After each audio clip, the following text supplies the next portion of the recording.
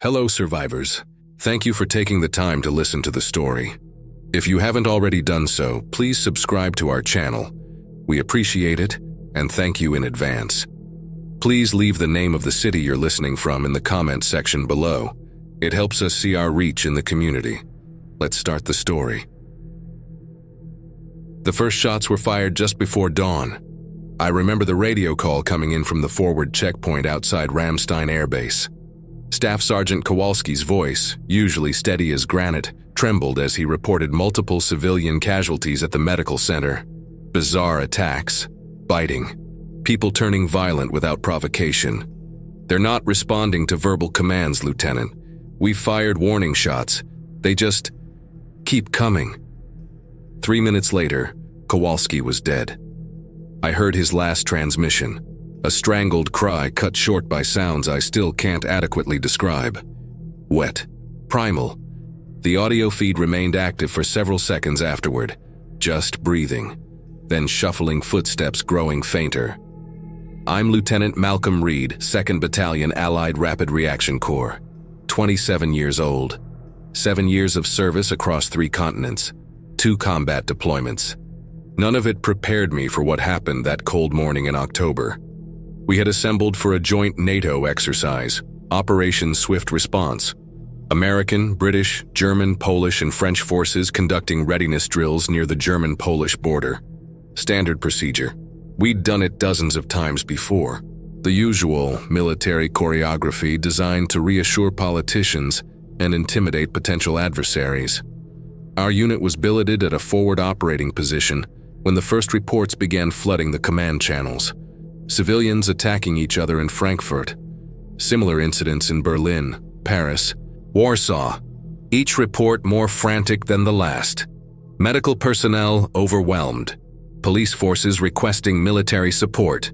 Colonel Breivik, our Norwegian commanding officer, maintained his composure as he addressed the senior staff. This appears to be a coordinated attack, possibly chemical or biological in nature. We're implementing quarantine protocols effective immediately. I remember thinking he sounded so certain, so in control. I believed him. We all did. The military mindset conditions you to trust the chain of command, to believe that someone higher up understands the bigger picture. Within hours, that illusion had completely shattered. The medical center attack was just the beginning. Similar incidents erupted across the base. Security camera footage showed patients attacking doctors, medical staff turning on colleagues, MPs firing into crowds that wouldn't stop advancing despite taking multiple hits to the chest. Headshots only. The order came through all channels after someone finally figured it out. Center mass is ineffective. Repeat, aim for the head. I was leading a 12-person squad tasked with securing the command center when we encountered our first infected. Private Hoffman, a communications specialist who had reported to sick call that morning with a fever. He stumbled through the corridor, skin ashen, his limbs moving with a broken rhythm, like a marionette with half its strings cut. Blood darkened his uniform where an IV had been torn from his arm. "Hoffman, stand down," I ordered, raising my rifle. He continued forward, neck craned awkwardly, jaw working soundlessly. Corporal Davis stepped forward. "Perry, he's your friend, talk to him." Private Perry's voice cracked as he tried. "Hoffman, buddy, it's me. You need to stop." When Hoffman lunged, I fired without hesitation. The back of his skull exploded against the wall. Perry vomited immediately. Davis stared at me in shock. It would be the first of 17 such encounters before midday. The command center was chaos when we arrived. Officers shouting into radios, screens displaying security feeds from across the base. The footage told the same story everywhere. Military precision crumbling in the face of an enemy that defied all conventional tactics. "They're not responding to pain," Major Williams was explaining as we entered. British Special Forces, his uniform impeccable despite everything happening around us. No fear response, no self-preservation instinct, just aggression. Total unrelenting aggression. "Infected," someone murmured. "Like rabies?" "Worse," Williams replied. "Whatever this is, it spreads almost immediately after death. Anyone who dies, regardless of whether they were bitten, reanimates within minutes. Colonel Breivik pointed to the tactical display. Red indicators spread across the map like a bloodstain. NATO Command has designated this a Class 1 biohazard event. We're implementing Operation Black Shield. I knew what that meant. Containment at all costs. Perimeter security. No one in or out without absolute confirmation they were clean. It was a protocol designed for worst-case scenarios, the kind we practiced but never truly believed would happen. We quickly established a defensive perimeter around the command center. Barricades, machine gun emplacements, sniper positions. Standard procedure for an attack except for one critical difference. We were defending against our own people, our fellow soldiers, the mechanics on base, the civilian staff, the families in the housing area. The radio brought reports from other NATO installations across Europe. Similar situations everywhere. Brussels headquarters going dark. UK forces establishing quarantine zones around major cities. French units reporting heavy casualties while trying to secure Paris. The infection is spreading faster than we can contain it, Major Williams observed, his clinical tone belying the horror of his words. We need to consider strategic withdrawal to defensible positions. Withdrawal to where? Colonel Breivik demanded.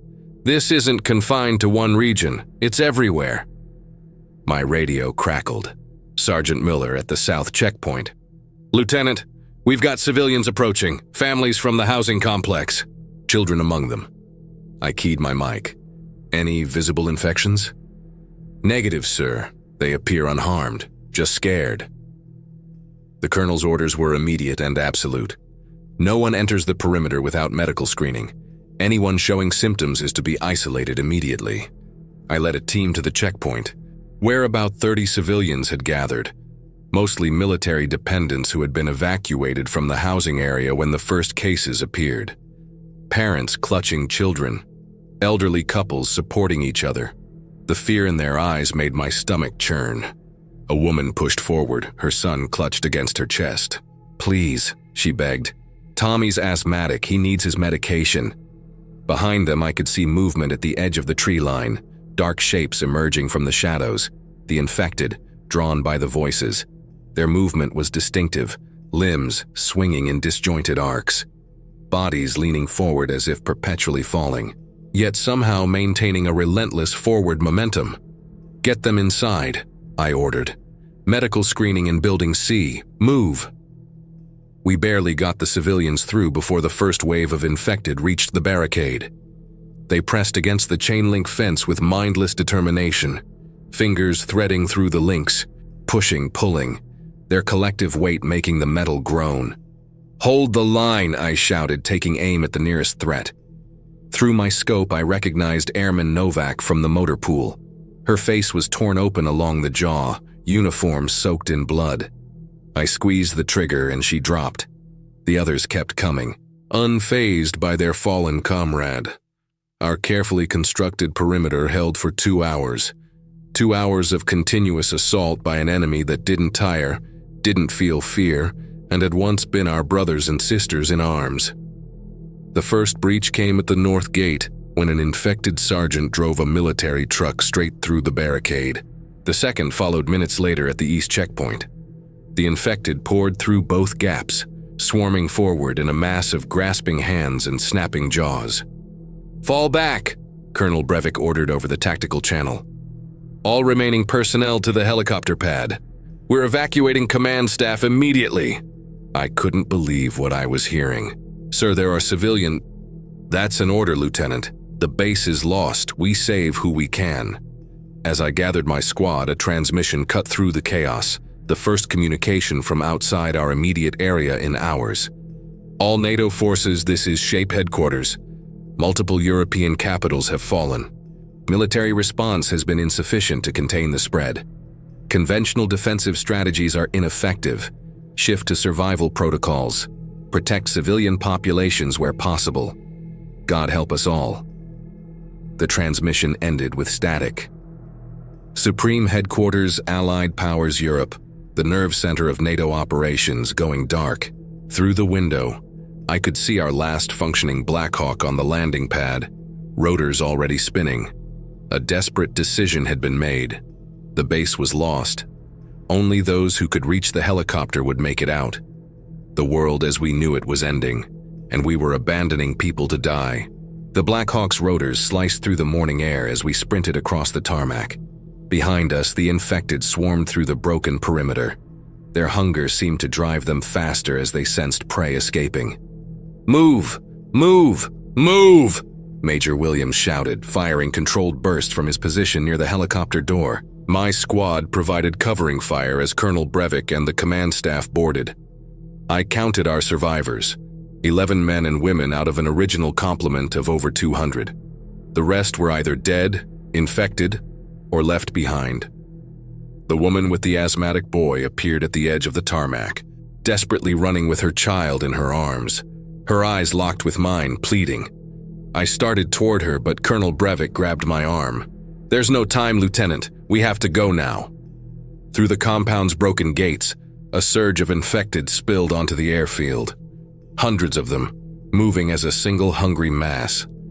The helicopter pilot revved the engines, preparing for immediate takeoff. "Sir, we can wait 10 more seconds," I argued, watching the woman's desperate sprint. Breivik hesitated, then nodded grimly. Williams extended his hand from the doorway as the woman approached. For one brief moment, I thought they would make it. Then an infected tackled her from behind.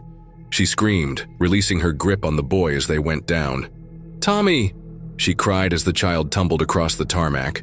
Without thinking, I leapt from the helicopter, covering the 15 meters to the boy in seconds. I scooped him up, turned, and ran back as the infected closed in from all sides. Williams laid down suppressing fire, dropping the closest threats as I dove into the helicopter with the child. "Go, now!" I shouted. The woman's screams cut off abruptly as she disappeared beneath a wave of grasping hands and snapping teeth. The Black Hawk lifted off, banking sharply as several infected made a final desperate lunge for the landing skids. Through the open door, I watched Ramstein Air Base, one of NATO's most secure facilities, disappear beneath us, overrun by the dead. I turned to the boy in my arms. Tommy, maybe 6 years old. His breathing came in labored gasps, his mother's last act ensuring his inhaler remained clutched in his small hand. His eyes were wide with shock, tears streaming down his dirt-streaked face. "You're okay," I lied, helping him use the inhaler. "You're safe now." Corporal Davis slid down next to us. "What the hell do we do with a kid?" I had no answer. What was the protocol for a child orphaned during the collapse of civilization? Colonel Breivik approached, his face grim. "We need to take stock of our situation. Supplies, ammunition, fuel." "Sir," I asked, "what's our destination?" "There isn't one," he admitted. "NATO command structure has collapsed. No safe zones have been established. We're on our own." I looked around at our surviving personnel. Besides Breivik, Williams, Davis, and myself, we had the pilot and co-pilot, 2 German infantry soldiers, Weber and Kraus, a Polish communications specialist named Kowalski, our unit medic Petrov, and a French intelligence officer Rousseau. A multinational squad of NATO's finest flying blind into the apocalypse, and one small boy. The helicopter banked, giving us a panoramic view of the countryside below. What should have been a peaceful October morning in Germany had transformed into scenes from a nightmare. Columns of smoke rose from towns and villages. Highways were clogged with abandoned vehicles. In some areas, we could see masses of infected moving across fields like ants, drawn to pockets of survivors. "My God," Davis whispered. "It's everywhere." Williams studied a map with the pilots. "We've got about 2 hours of fuel. Need to make a decision on direction." "My family is in Oslo," Breivik said quietly. "My daughter had a recital today." I pushed away thoughts of my own parents in Edinburgh and sister in London. Dwelling on what I couldn't control would only distract me from what I could. "The infection seems concentrated in population centers," I observed. "We should head for rural areas somewhere defensible with few people." Rousseau spoke up. "The Alps, small villages, isolated locations, potential for natural barriers against the infected. That's easily within our fuel range," the pilot confirmed. "First things first," Williams said. We find somewhere to set down, assess the situation, and make a plan. As we charted a course toward the mountains, I focused on keeping Tommy calm. He hadn't spoken a word since watching his mother die, but his eyes followed everything, recording trauma no child should have to endure. We flew southeast, following the natural barrier of the Alps. Below us, the signs of civilization in collapse became more sporadic as population density decreased. Occasional fires, abandoned vehicles, but fewer masses of infected. Look there, Kraus pointed to a distant highway. Military convoy, moving north. Through my field glasses, I could make out the column of vehicles, armored personnel carriers and trucks under Swiss markings. They were moving in formation, maintaining discipline despite the chaos around them. Should we attempt contact? Kowalski asked. Negative, Breivik decided. We stick to the plan. Find a secure location first. As we continued, the terrain grew more rugged.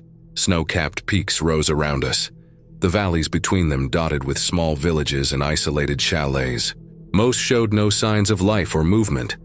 There, Rousseau pointed to a small ski resort nestled in the mountains. Looks relatively isolated. The pilot circled once, giving us a good view of the facility. A main lodge with several smaller buildings, a chairlift running up the slope, and a small lake at the base of the mountain. No obvious signs of infected, though a few abandoned cars suggested the place hadn't been completely empty when the outbreak hit. Good sight lines, Williams approved. Defensible high ground, water source nearby. As we descended, I caught movement near the tree line. A solitary figure stumbling along the edge of the parking lot, then another emerging from behind a maintenance shed. Contact, I warned. At least 2 infected on the ground. The Black Hawk touched down in the central courtyard, rotors still spinning as Williams, Davis, and the 2 German soldiers established a perimeter. I followed with Tommy, keeping him close as Breivik organized our limited supplies. The infected we'd spotted moved toward the noise of the helicopter, their limbs swinging in awkward arcs as they advanced. Weber dispatched them efficiently with his rifle, the shots pulsing through the valley. Not good, Williams muttered. That sound's going to travel.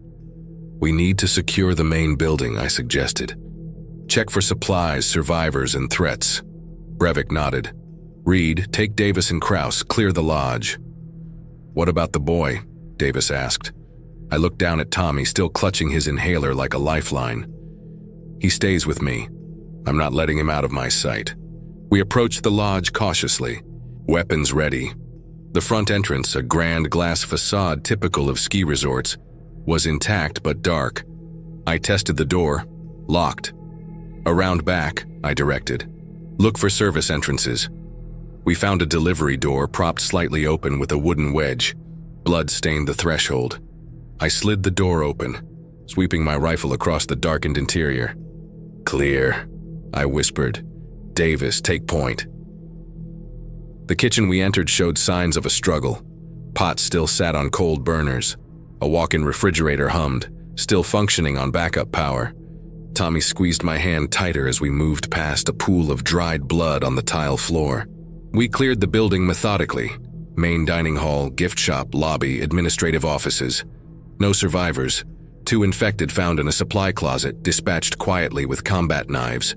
Former resort staff based on their uniforms. Lodge is secure, I reported to Colonel Breivik. 2 infected neutralized. No survivors. Building has emergency power and some supplies. Good work, Lieutenant, he nodded. We'll set up inside, establish watches and… A gunshot cracked from the tree line, the bullet striking the concrete near our feet. We scattered, diving for cover as more shots followed. Contact, northeast perimeter, Williams shouted, returning fire from behind a concrete planter. Hold your fire, a voice called from the woods. Are you real soldiers? A man stepped into view, hands raised, rifle pointed skyward. Anton Gruber, former Austrian police. I have survivors with me. We saw your helicopter. Breivik gave the order to stand down. How many in your group, anyone infected? 5 of us, Gruber replied. Hold up an employee housing past the tree line. No infected among us. We check each other every few hours. I watched as Gruber's group emerged cautiously from the forest. An elderly couple, a young woman and a teenage boy, carrying what few belongings they'd managed to salvage. They looked exhausted, hungry, but unharmed. "We've been here since the outbreak," he explained as we escorted them to the lodge. Resort was closed for the season, just maintenance staff present. Most turned within the first day. Tommy stayed close to me as we organized our expanded group. The young woman in Gruber's party, Elise, a university student who'd been working at the resort for the season, took special interest in him, helping with his asthma and trying to coax him to speak. He remained silent, but his eyes followed me everywhere.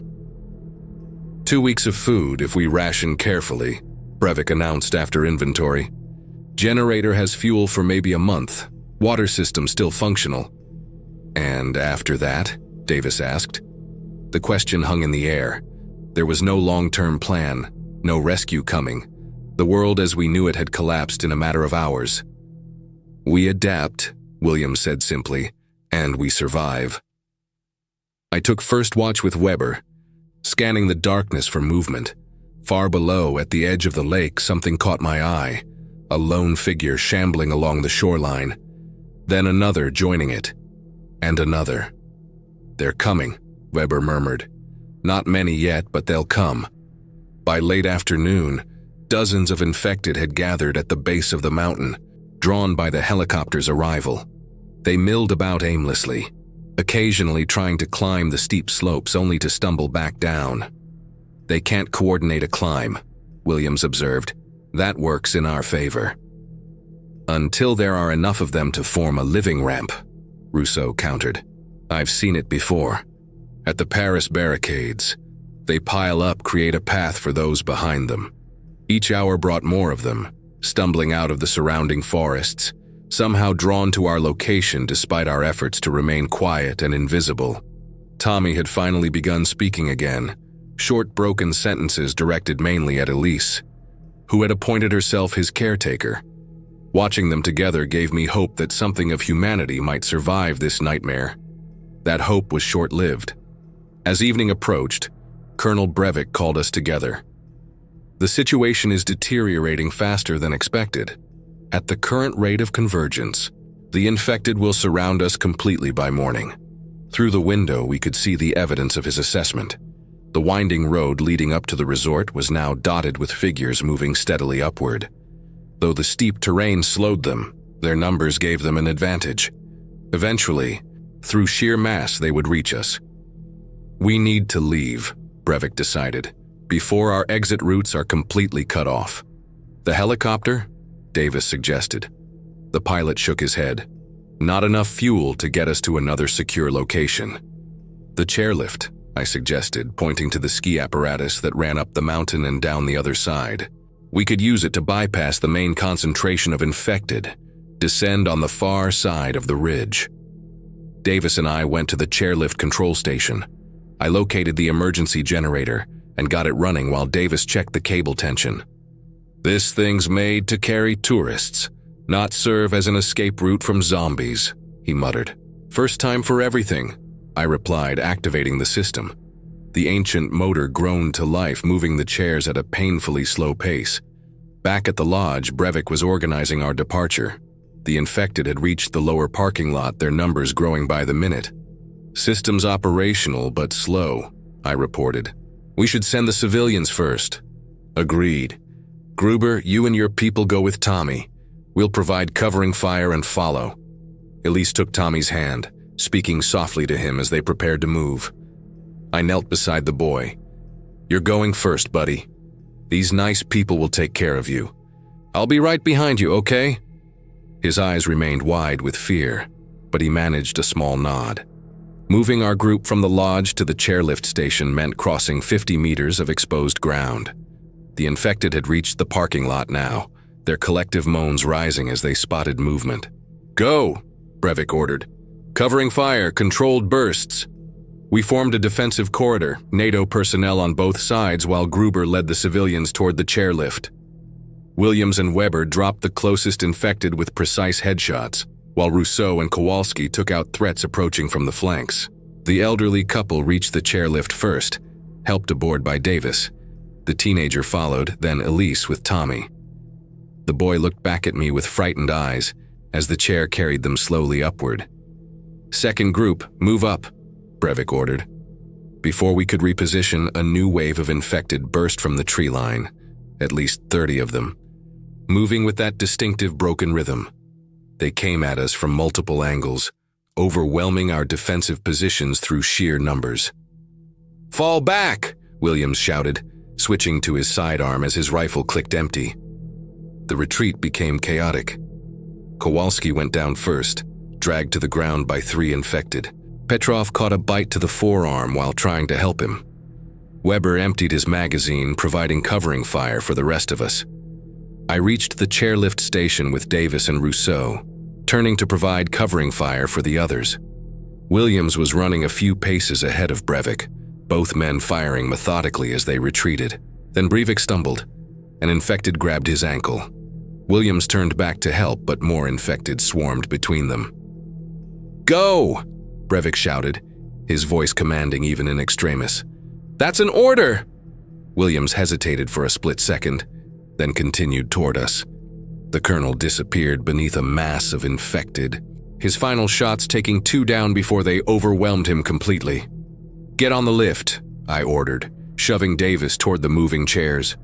Williams joined me at the defensive position, both of us down to our last magazines. "Lieutenant," he said between controlled bursts of fire, "that chairlift won't outrun them forever. We need another plan for when we reach the other side."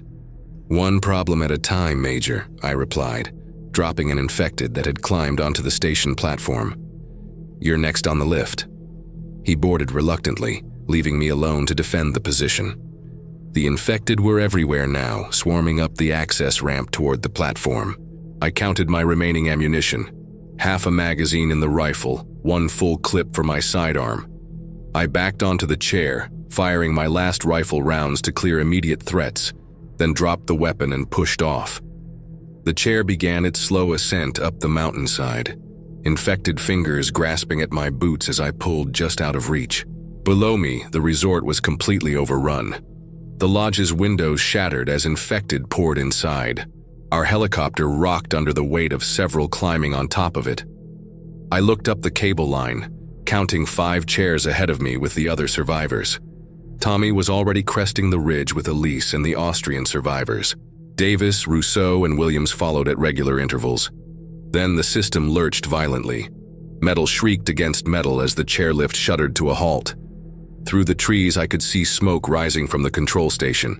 I was suspended about 3/4 of the way up the mountain, maybe 20 meters from the ridge crest. Looking ahead, I could see the others had already disappeared over the top. The chair swayed gently in the mountain breeze. I was trapped. A distant scream drew my attention, followed by scattered gunshots. My stomach sank as I realized what must have happened. The infected had already been on the other side of the mountain. Our escape route had led straight into another horde.